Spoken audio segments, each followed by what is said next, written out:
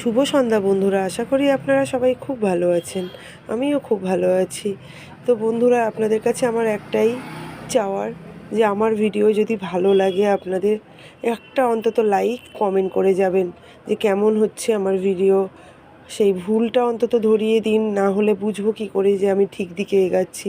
আপনাদের ভালোবাসায় তো আমার মানে সাহস হবে না, আমি তাহলে এগিয়ে যেতে পারবো। অনেক সারাদিন অনেক কিছু কর্মক্ষেত্রে কাজ করে, বাড়ির কাজ করেও তারপরে চেষ্টা করি যে একটু ভিডিও করে ইউটিউবে শেয়ার করে আপনাদের ভালোবাসা পাই।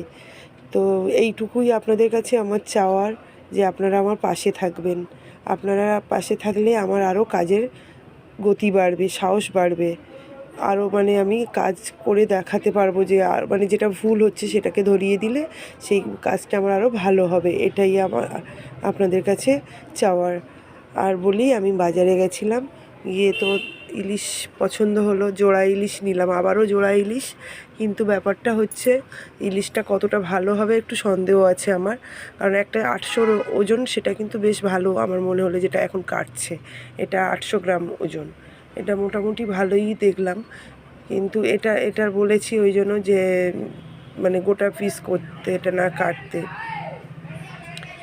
আর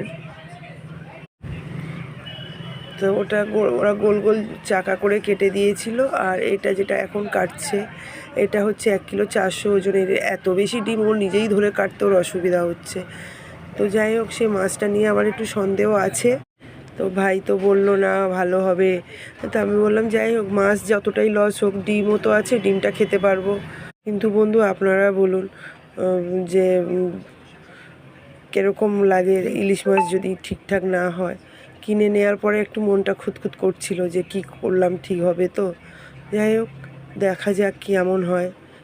রান্না করে আপনাদেরকে জানাবো যে কেমন হয়েছে। ভালো থাকবেন সবাই, পাশে থাকবেন।